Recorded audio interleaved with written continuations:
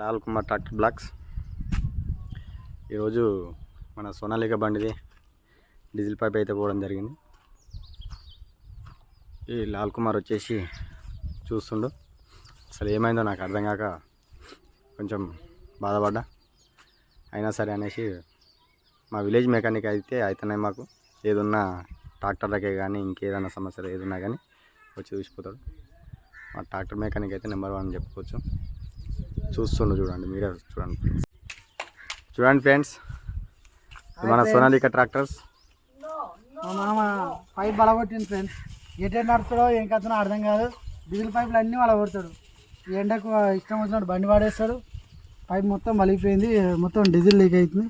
కొత్త పైపు కొనుక్కొస్తాను పోతున్నాం ఫ్రెండ్స్, ఉడవిక్కుతున్నాం అందుకనే పైపు. ఇది